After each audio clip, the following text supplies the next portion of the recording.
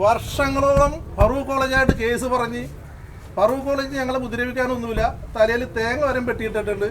അവരായിട്ട് പല പ്രാവശ്യം കേസ് നടത്തിയിട്ടും ഞങ്ങൾ പരാജയപ്പെടുകയും കോടതികളെല്ലാം ഈ ഭൂമി ഫറൂഖ് കോളേജിൽ നിന്ന് കണ്ടെത്തുകയും അത് വ്യക്തമായിട്ട് ഹൈക്കോടതിയുടെ ഡിവിഷൻ ബെഞ്ചിൻ്റെ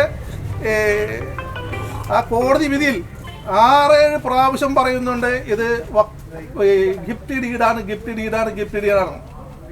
ഇന്നലെ കമ്മീഷൻ്റെ കളക്ടറേറ്റിൽ കമ്മീഷൻ്റെ മുമ്പിൽ ഞങ്ങളുടെ കാര്യങ്ങൾ അവതരിപ്പിച്ചു. ഞങ്ങളുടെ വക്കീൽമാർ വളരെ ഭംഗിയായിട്ട് കാര്യങ്ങൾ അവതരിപ്പിച്ചു. ഇതിനു വേണ്ടി ഞങ്ങൾ ഈ 96 ദിവസം തികയുമ്പോൾ ഞങ്ങൾക്കിതിന്ന് മനസ്സിലാക്കാൻ കഴിയുന്നത്, ഞങ്ങൾ 2 വർഷമായിട്ട് ഇത് വക്കഭൂമിയല്ല എന്ന് നിയമത്തിൻ്റെ അടിസ്ഥാനത്തിൽ സുപ്രീം കോടതി വക്കീൽമാരായിട്ട് വരെ ഞങ്ങൾ ആലോചിച്ച് കമൽ പാഷ സാർ പോലും ഇത് വക്കഭൂമിയല്ല എന്ന് സമ്മതിച്ചു. അദ്ദേഹത്തിൻ്റെ വീട്ടിൽ നിന്ന് ഞങ്ങളിതെല്ലാം ഇത് ജനങ്ങളോട് ഞങ്ങൾ പറയുന്നുണ്ടെങ്കിലും ഞങ്ങളോട് ഏറ്റു പറയാൻ ആരും ഉണ്ടായിരുന്നില്ല. VD സതീശൻ ഇവിടെ വന്നിട്ട് ഇത് വക്കഭൂമി അല്ല എന്ന് ഓരോ കണ്ടന്റും നിരത്തി വ്യക്തമാക്കി അദ്ദേഹം പറഞ്ഞു ഇത് വക്കഭൂമി അല്ല എന്ന്. CPMൻ്റെ ജില്ലാ സെക്രട്ടറി മോഹൻ സാർ തൊട്ടടുത്ത് വന്നിട്ട് അദ്ദേഹം പറഞ്ഞു ഇത് വക്കഭൂമിയല്ല.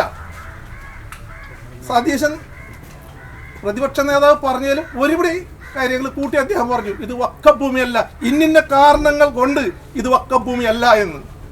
BJP ആദ്യം തുടങ്ങി പറയാണ് BJP ഇത് വക്കഭൂമിയല്ല. ഇതെല്ലാം പറഞ്ഞിട്ടും ഇത് ഇത്ര നീണ്ടു പോകേണ്ട കാര്യമെന്ത്? സാറ് ഐക്യരാഷ്ട്ര സഭ സെക്രട്ടറി ആയിരുന്നു, ഒരുപാട് വിവരമുള്ള മനുഷ്യനാണ്. സാറിന്റെ നിലപാട് എന്താണ് സാറേ? ഇത് വക്കഭൂമിയാണോ അല്ലയോ? ഇത് വക്കഭൂമി അല്ല എന്ന് സാറ് ഉറക്കെ പ്രഖ്യാപിച്ചു. കാരണം പാർലമെന്റായിട്ട് കൊടുക്കുന്നത് മാത്രം വക്കപ്പാവുള്ളൂ. മനസ്സിലായോ? പാർലമെന്റായിട്ട് കൊടുക്കുന്നത് മാത്രം വക്കപ്പാവുള്ളൂ. അത് അള്ളാഹുവിന് കൊടുക്കുന്ന പവിത്രമായ ഒരു ഡോക്യുമെന്റ് ആണ്. അതിനകത്ത് ഒന്നും ചേർക്കാൻ പാടില്ല. ഇവർ പറയുന്നത് അവരുടെ മതത്തിന്റെ അടിസ്ഥാനത്തിലാണ് അവർ പറയുന്നത്. വക്കഫ് എന്ന് പറഞ്ഞാൽ പിന്നെ അതിന്റെ അടിയിൽ ഒന്നും എഴുതാൻ പാടില്ല. ഇന്ത്യൻ കോൺസ്റ്റിറ്റ്യൂഷന്റെ മോഡിലാണോ വക്കഫ്? ഈ രാജ്യത്തൊരു നിയമമുണ്ട്, 100 സ്റ്റാമ്പ് പേപ്പറിൽ എന്ത് എഴുതുന്നോ അത് അംഗീകരിച്ചേ പറ്റൂ. വക്കഫ് എന്ന് പറഞ്ഞാൽ അതിന്റെ മുകളിൽ വകുപ്പില്ല എന്ന് പറയുന്ന ഈ ആൾക്കാർ ഇന്നലെ വളരെ ആവർത്തിച്ചു. ഞങ്ങളുടെ തർക്കം ഇനി നമ്മളെല്ലാവരും മനസ്സിലാക്കുന്ന കാര്യം, അളക്കാനായിട്ടുള്ള ഒരു സംവിധാനം അവർ ചെയ്യുന്നുണ്ട്. ഇവർ ആസ്തി രജിസ്റ്ററിൽ ഇവർ ഭൂമി കയറ്റിയിട്ടുണ്ടെങ്കിലും ഇവർക്ക് ബാക്കിയൊന്നും ചെയ്യാൻ പറ്റിയിട്ടില്ല. ഭൂമിയുടെ അതൊന്നും പറ്റില്ല. അതിന് അവരൊരു ഇടുങ്ങിയ വഴി ഇപ്പം കൊണ്ടുവരുന്നുണ്ട്.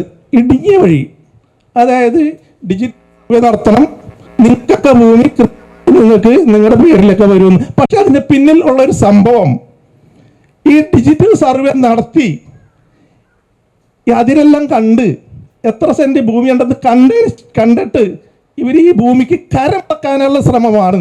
അതുകൊണ്ട് ഞങ്ങൾ ഈ ഭൂമി അളപ്പിക്കുന്നില്ല, ഒരു കാരണവശാലും ഈ ഭൂമി അളപ്പിക്കുന്നില്ല.